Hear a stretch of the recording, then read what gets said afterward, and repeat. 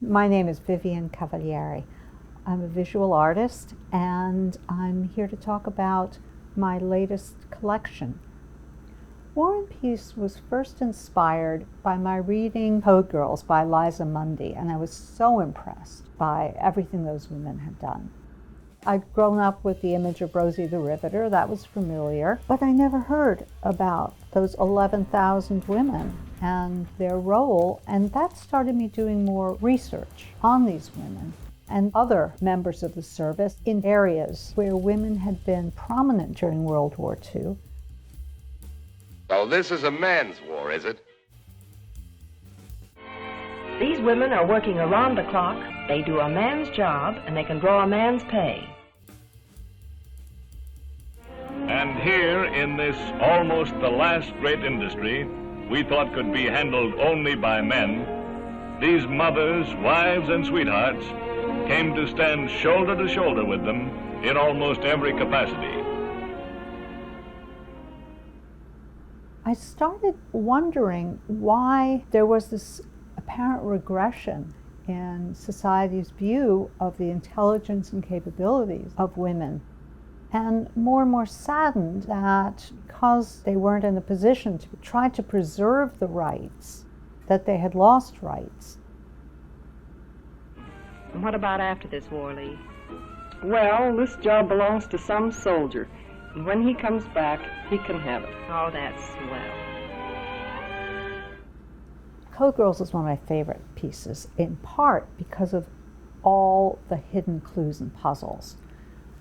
At the time, code breakers were not recruited the way most other people were, which is via posters and newspaper articles. It was done surreptitiously. The first cut, if you will, was done at women's colleges by the heads there, who were asked to select senior girls who liked crossword puzzles and were not engaged to be married.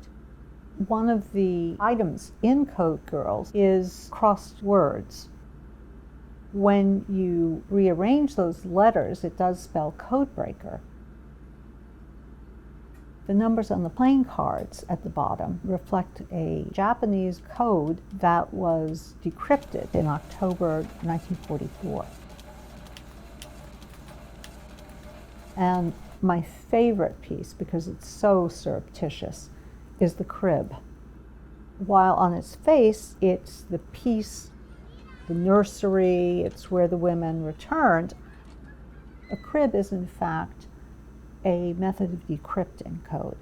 And so it's a sly reference to the continued intelligence of the women who were then being asked to return to domestic duties.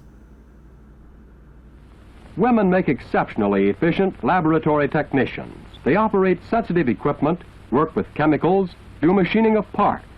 Often they must maintain accuracies as close as 1/10,000th of an inch. When you make a piece of equipment as important and as intricate as a turbo supercharger, you've got to be sure every bit of material you use is up to standard. Pour milk into the acid tomato and you're likely to have curdled tomato soup. Pour the acid tomatoes slowly into cold milk and, well, you can see that cooking is practically applied chemistry.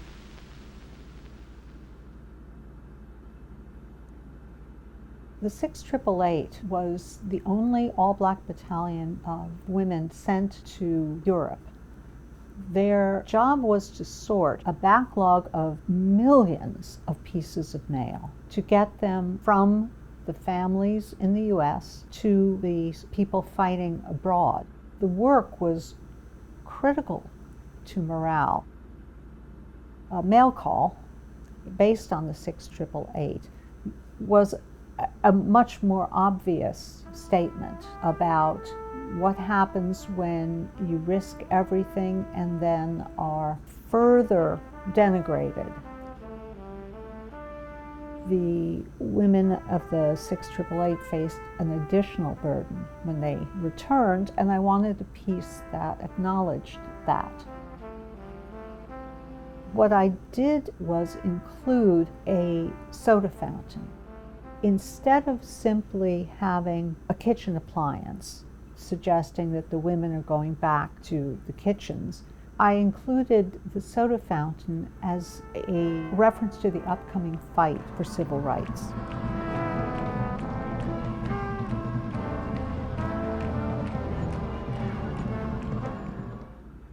Ivy and Orchids was inspired by that poster.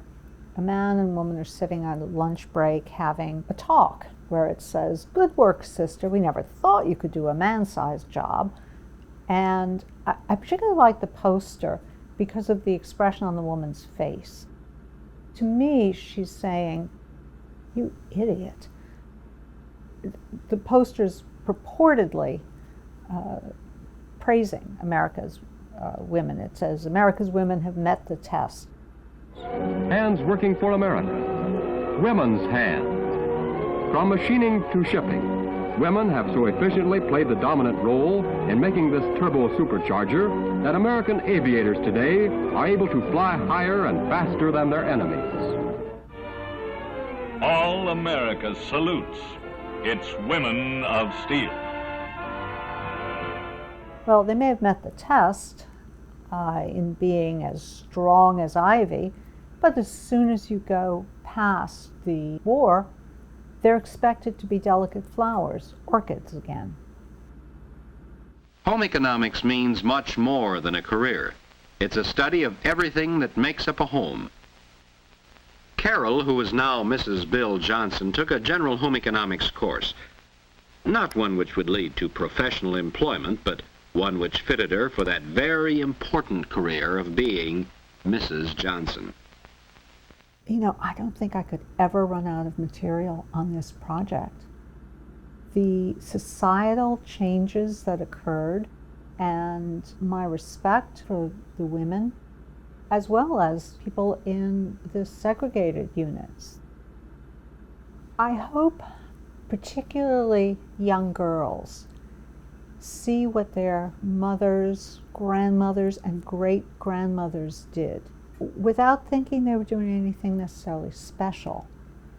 This is what they were capable of doing. Their service needs to be remembered. They need to be remembered. They did this at a time society had no expectations that women could do this. And remember that society's expectations don't define you. Here one girl is teaching another how to operate a Jones and Lamson turret lathe. So far, the machine shop has been a man's world. At first, the new girl is a little frightened. But when she sees another girl get her hands dirty, sees her actually doing the job easily and efficiently, she learns faster and with greater self-confidence.